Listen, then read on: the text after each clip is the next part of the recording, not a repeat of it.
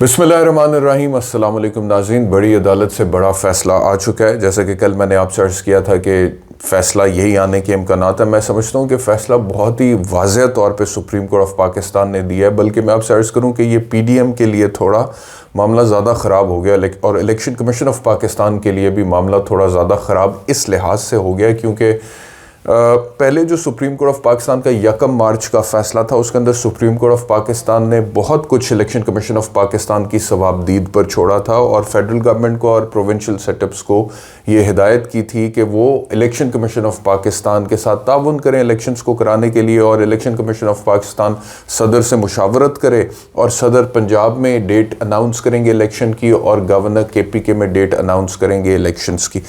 ये सारा कुछ पहले फैसले के अंदर लिखा हुआ था, लेकिन अभी क्योंकि सुप्रीम कोर्ट ऑफ पाकिस्तान ये भांप चुका है कि इलेक्शन कमीशन ऑफ पाकिस्तान की वफाकी हुकूमत की इलेक्शंस वक्त पर कराने के हवाले से नीयत ठीक नहीं है। वो इलेक्शंस को मौखर कराना चाहते हैं। जिस तरह से इलेक्शन कमीशन ऑफ पाकिस्तान ने पहले यूनिलैटरली उस डेट को कैंसिल किया, 30 अप्रैल की डेट को कैंसिल किया और उसके बाद 5 महीने आगे ले गया, तो इस बार सुप्रीम कोर्ट ने बहुत ही to the point, categoric, clear और स्पेसिफिक किस्म का फैसला सादर किया है और सुप्रीम कोर्ट ऑफ पाकिस्तान ने बाकायदा तौर पर डेट्स अनाउंस कर दी हैं। मिसाल के तौर पे इस फैसले में एक डेट ये है कि 10 अप्रैल तक वफाकी हुकूमत इलेक्शन कमीशन ऑफ पाकिस्तान को फंड्स रिलीज करेगी, जितने भी फंड्स चाहिए इलेक्शंस के लिए, चाहे वो 20 अरब है, 21 अरब है। अगर वो नहीं करते हैं तो इलेक्शन कमीशन ऑफ पाकिस्तान फौरी तौर पर सुप्रीम कोर्ट से रब्ता करेगा और फिर सुप्रीम कोर्ट ऑफ पाकिस्तान उसके खिलाफ कानूनी तौर पर एक्शन लेगी। मजीद आगे कुछ डेट्स का जिक्र है कि इन डेट्स पर कागजात नामजदगी जमा हो जाने चाहिए, बाकी जितनी भी बातें हैं।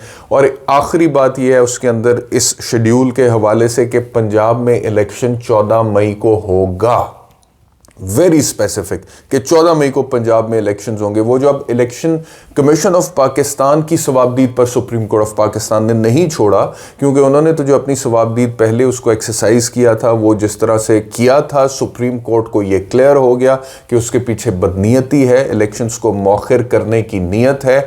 और ऑल ऑफ अ सडन वो 30 अप्रैल से वो 8 अक्टूबर पे ले गए हैं, 5 महीने आगे इलेक्शंस को डिले करके ले गए हैं। तो ये जमहूरियत की नफ़ी है, ये आइन की नफ़ी है। लिहाजा इस बार जब मामला सुप्रीम कोर्ट ऑफ पाकिस्तान में गया है तो सुप्रीम कोर्ट ने उसको अपने हाथों में रखा है और बड़ा, मैं समझता हूं कि दुलेर फैसला है, बड़ा क्लियर फैसला है।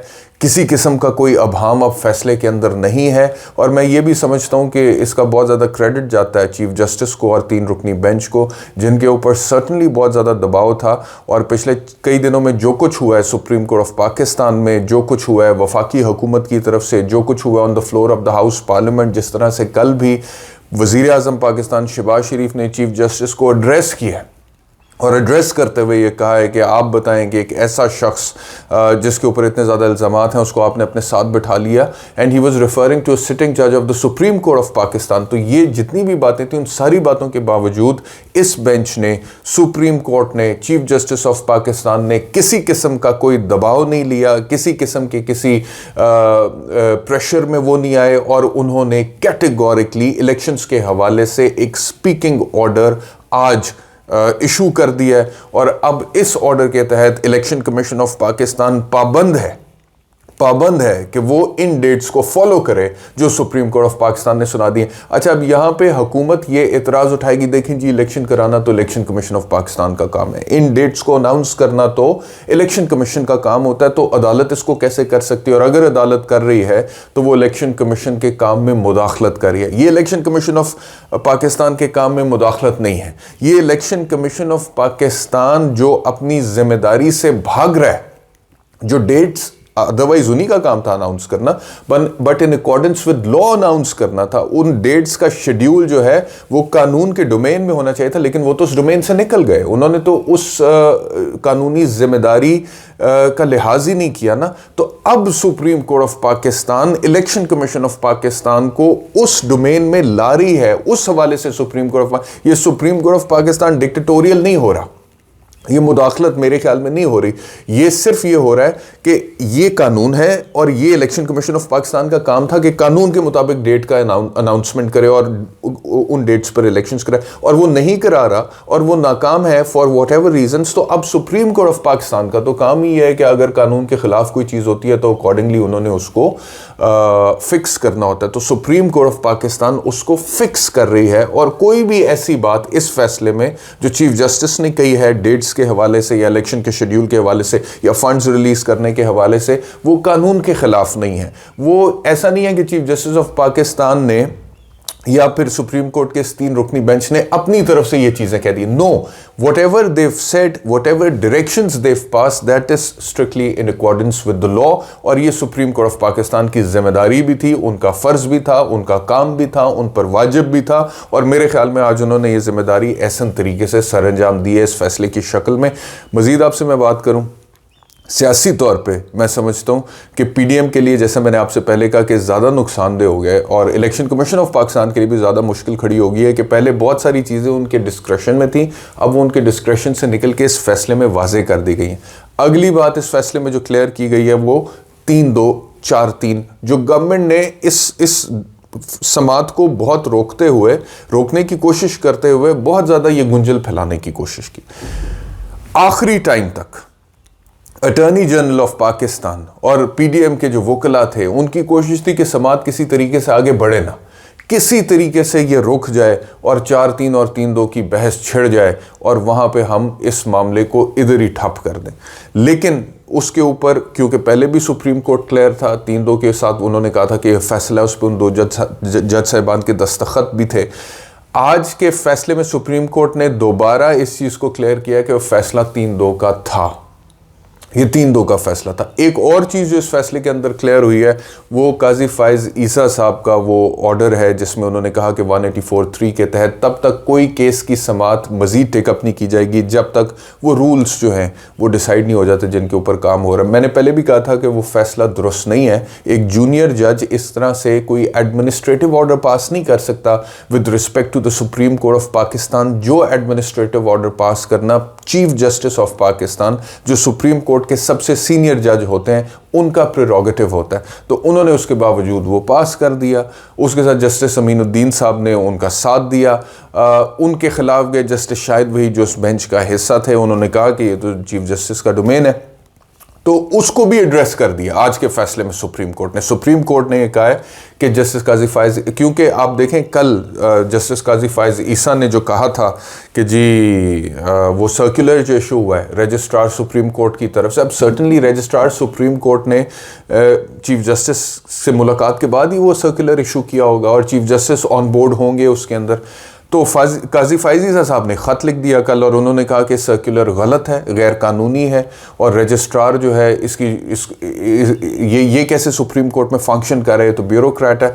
और वफाकी हुकूमत ने ज़रा सी देर किए बगैर उस रजिस्ट्रार की सर्विसेज ना सिर्फ वापस ले ली, उसका नोटिफिकेशन इशू किया, बल्कि उसको OST कर दिया और वो गैर कानूनी वाली बात ख़त्म आ गई।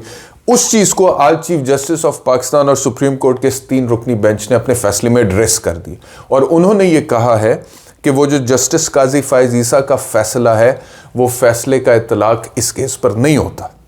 वो चीज़ भी क्लियर हो गई है। और मैंने भी पहले कहा था और मेरी कानूनी तौर पर राय भी यही है कि एक जूनियर जज इस तरह से एक एडमिनिस्ट्रेटिव ऑर्डर पास नहीं कर सकता सुप्रीम कोर्ट के बाकी जज साहिबान के लिए। तो अब आगे होने क्या जा रहा है, इस आखिरी चीज़ को आपके सामने एड्रेस करूँगा। होने ये जा रहा है कि वो पार्टी जो हमेशा से मार्शल लॉ के ख़िलाफ़ एक आवाज़ बुलंद करती रही है और वो पार्टी जो कहती है कि हम विक्टिम्स हैं मार्शल लॉ के, मैं पाकिस्तान पीपल्स पार्टी की बात कर रहा हूँ, उसके जो चेयरमैन है बिलावल भुट्टो जरदारी साहब, वो बातें कर रहे हैं कि इमरजेंसी लग सकती है, बूटों की चाप सुनाई दे रही है उन्हें, मार्शल लॉ के खदशात हैं उनके।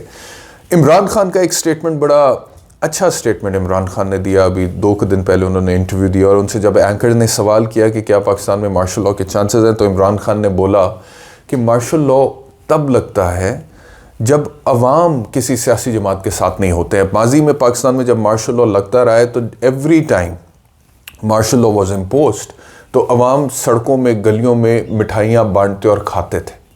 लेकिन this time around the people of Pakistan are not in that mindset. लोग इस बार martial, they not looking up to the martial law. Martial law की जस्टिफिकेशन डी फैक्टो ऐसी आती रही है, डी जोरे यानी कि कानूनी तौर पे तो उसकी कोई जस्टिफिकेशन है ही नहीं। कानून में, आइन में किसी किस्म की कोई जवाज नहीं है मार्शल लॉ का। मार्शल लॉ नहीं लग सकता इस मुल्क में आइन की रूह से, कॉन्स्टिट्यूशन, लेकिन लगता रहा है। क्यों लगता रहा है? और उसको फिर जस्टिफाई भी किया जाता रहा है और उसकी एक्सेप्टेबिलिटी भी अवाम में होती रही है। तो मार्शल लॉ की जो एक्सेप्टेबिलिटी होती रही है वो इस वजह से होती रही है कि उस वक्त के जो पॉलिटिकल स्टेक होल्डर्स होते रहे हैं मैदान में, लोग उन सब से मायूस होते थे। लोग कहते थे कि अच्छा यार ये भी है, लेकिन इन्होंने क्या किया, इनको मौका मिला है, हमें इनसे कोई उम्मीद नहीं है। तो उनके पीछे पाकिस्तान के अवाम या फिर कारकुनान एक बड़ी तादाद में नहीं होते थे।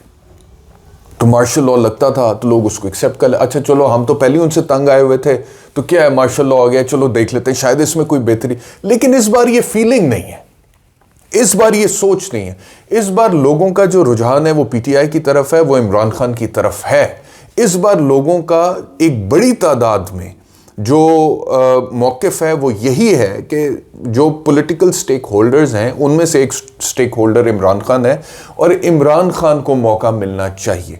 और उस चीज़ को वाज़ह किया गया है जलसों के ज़रिए, जुलूसों के ज़रिए, ज़िमनी इंतख़ाबात के ज़रिए। और ये तो हर कोई मानता है, अब इमरान खान के जो मुखालफीन भी हैं वो भी मानते हैं कि पॉलिटिकली सियासी तौर पर इस वक्त वो बहुत मकबूल है और अगर आज इलेक्शंस होते हैं तो वो आज हुकूमत बनाते हैं। बहस सिर्फ इस बात पर भी हो रही है कि वो सादा अक्सरियत से बनाएंगे, 2/3 से बनाएंगे या 3/4 से बनाएंगे, ये भी बात हो रही है। तो लेकिन यह है कि इमरान खान हुकूमत बनाते हुए नज़र आ रहे हैं। तो जब इतनी कोई पॉलिटिकल पार्टी या एक लीडर पॉपुलर होता है लोगों के अंदर, तो फिर मार्शल लॉ का जवाज़ ही नहीं होता। और इमरजेंसी की आखिरी बात मैं आपके करूं, मार्शल लॉ की तो आइन में कोई गुंजाइश नहीं है, इमरजेंसी की गुंजाइश तो मौजूद है आइन के अंदर, लेकिन इमरजेंसी होती है कोई ऐसे हालात, वाक़यात, मामलात के लिए जिसमें मिसाल के तौर पर कोई जंग लग गई है, जंग लग गई है तो इमरजेंसी हो जाती है। कोई ऐसी नेचुरल कैलेमिटी आ गई जिससे बहुत बड़े पैमाने पे तबाही हो गई है, बर्बादी हो गई है, कोई जलजला खुदा न खास्ता ऐसा आ गया कि पाकिस्तान के खुदा न खास्ता बड़े पैमाने में तबाही हो गई है, वो इमरजेंसी होती है। ये कौन सी इमरजेंसी की बुनियाद हो सकती है कि जी क्योंकि हम सियासी तौर पर कमज़ोर हैं अभी, क्योंकि अभी हम सियासी तौर पर गैर मकबूल है, इस वजह से इलेक्शंस नहीं होने चाहिए तो इमरजेंसी लगा दो। ये इमरजेंसी का जो ये हरकत ना कीजिएगा, ये मैं कह रहा हूँ ये हरकत मत कीजिएगा, क्योंकि अगर आप ये करेंगे तो ये आइन के साथ दोबारा आप खिलवाड़ करेंगे और सुप्रीम कोर्ट इसको किसी सूरत जो है एक्सेप्ट नहीं करेगी और पाकिस्तान के अवाम भी इसे किसी सूरत एक्सेप्ट नहीं करेंगे। और अगर आप ये करेंगे तो सियासी अदम इस्तेहकाम में इजाफा करेंगे और चीज़ों को ख़राब करेंगे। लेकिन मुझे उम्मीद पूरी है आप लोगों से, क्योंकि जितने डेस्परेशन है इस वक्त पीडीएम के पॉलिटिकल सर्कल्स में, 13 जमातों में, जितना उन्हें इमरान खान की जीत का खौफ है वो किसी हद तक भी जा सकते हैं। तो आने वाले दिनों में आपको अपडेट करते रहेंगे। बहुत शुक्रिया वीलॉग देखने के लिए, अपना ख्याल रखिए। अल्लाह हाफ़िज़।